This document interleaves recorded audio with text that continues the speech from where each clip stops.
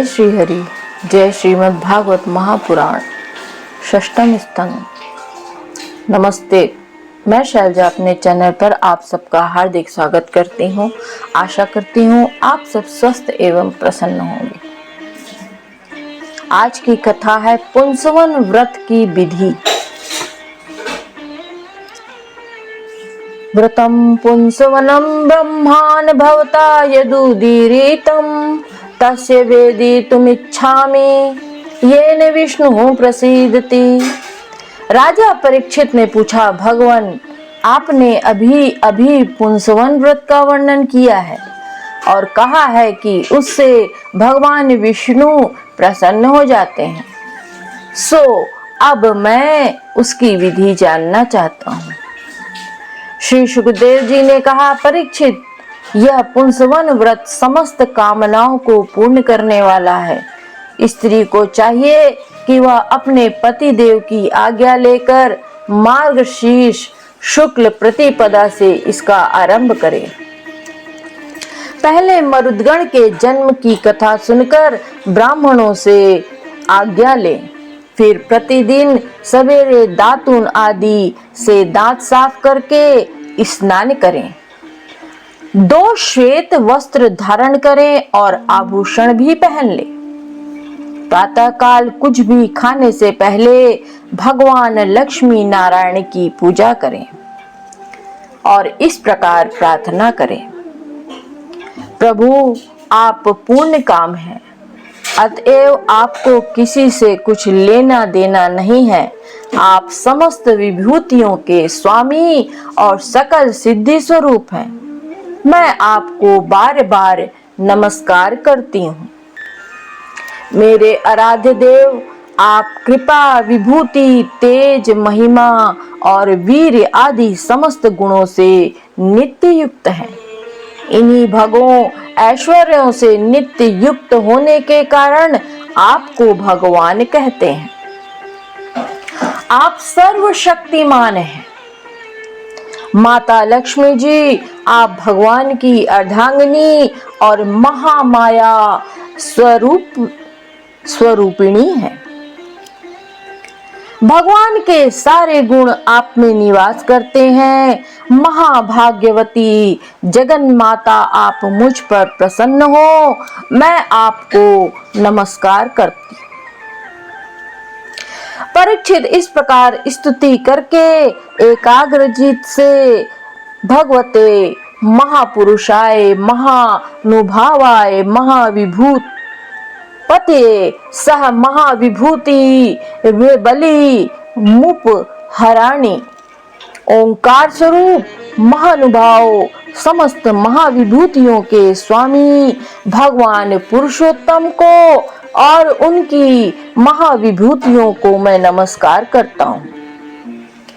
मैं नमस्कार करती हूँ और उन्हें पूजा उपहार की सामग्री समर्पण करती हूँ।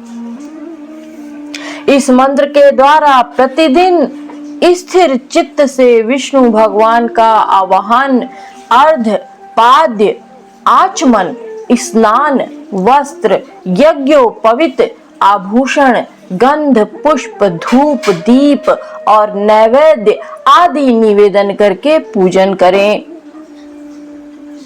जो नैवेद्य बच रहे हैं उसमें नमो भगवते महापुरुषाय महाविभूति पतये स्वाहा, महान ऐश्वर्यों के अधिपति भगवान पुरुषोत्तम को नमस्कार है। मैं उन्हीं के लिए इस हविष्य का हवन कर रही हूँ। यह मंत्र बोलकर अग्नि में 12 आहुतियां दे।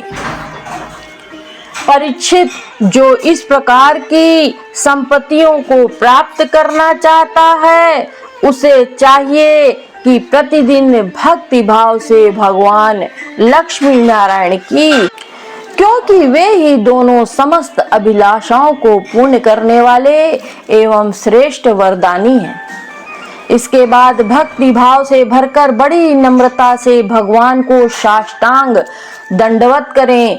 10 बार पूर्वोक्त मंत्र का जप करें और फिर इस स्तोत्र का पाठ करें।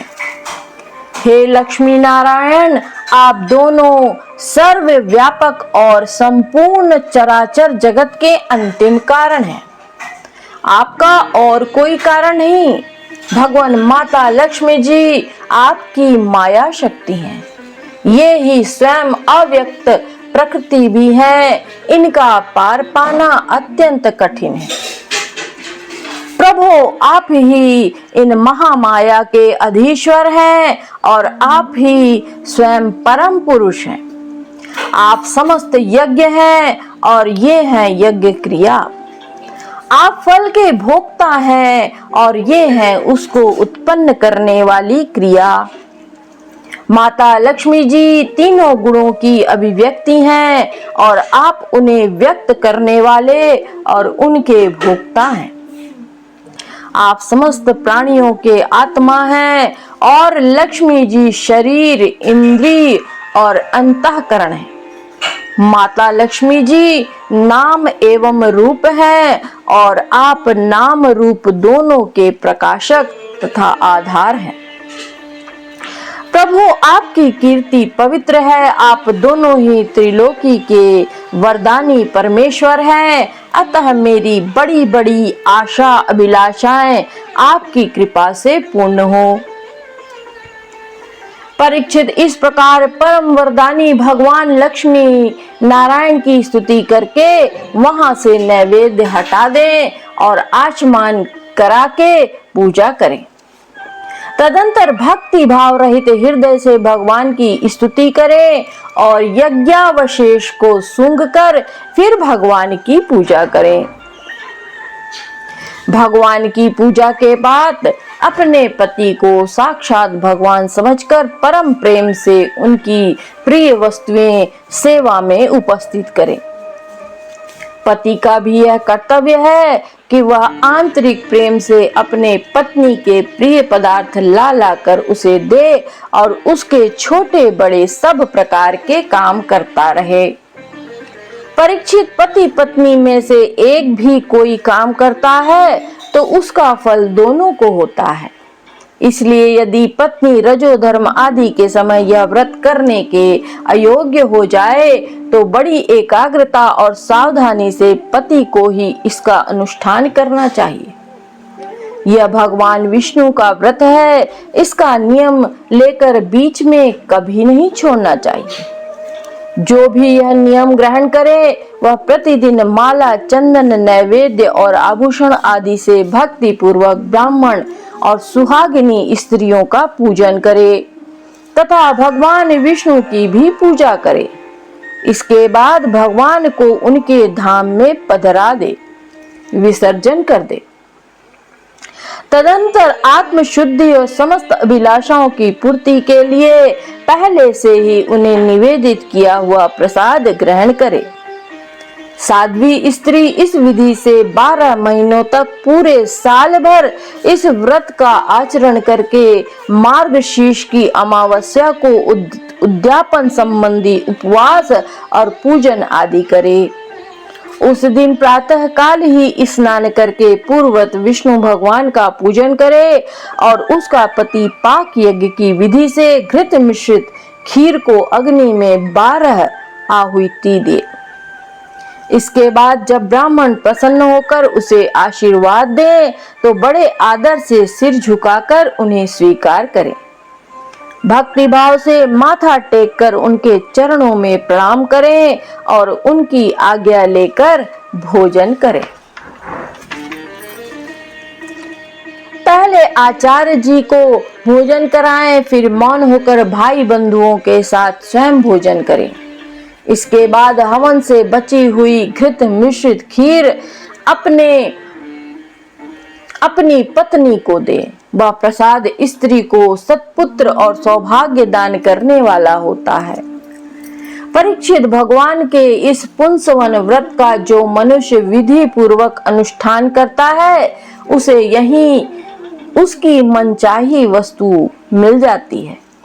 स्त्री इस व्रत का पालन करके सौभाग्य, संपत्ति, संतान, यश और गृह प्राप्त करती है तथा उसका पति चिरायु हो जाता है। इस व्रत का अनुष्ठान करने वाली कन्या समस्त शुभ लक्षणों से युक्त पति प्राप्त करती है और विधवा इस व्रत से निष्पाप होकर बैकुंठ में जाती है। जिसके बच्चे मर जाते हों वह स्त्री इसके प्रभाव से चिरायु पुत्र प्राप्त करती है। धनवती किंतु अभागनी स्त्री को सौभाग्य प्राप्त होता है और कुरूपा को श्रेष्ठ रूप मिल जाता है। रोगी इस व्रत के प्रभाव से रोग मुक्त होकर बलिष्ठ शरीर और श्रेष्ठ इंद्रिय शक्ति प्राप्त कर लेता है। जो मनुष्य मांगलिक श्राद्ध कर्मों में इसका पाठ करता है उसके पितर और देवता अनंत तृप्ति लाभ करते हैं। वे संतुष्ट होकर हवन के समाप्त होने पर व्रती की समस्त इच्छाएं पूर्ण कर देते हैं। ये सब तो संतुष्ट होते ही हैं, समस्त यज्ञों के एकमात्र भोक्ता भगवान लक्ष्मी नारायण भी संतुष्ट हो जाते हैं और व्रती की समस्त अभिलाषाएं पूर्ण कर देते हैं। परीक्षित, मैंने तुम्हें मरुद गणों की आदरणीय और पुण्यप्रद जन्म प्रद कथा सुनाई और साथ ही दिति के श्रेष्ठ पुंसवन व्रत का वर्णन भी सुना दिया।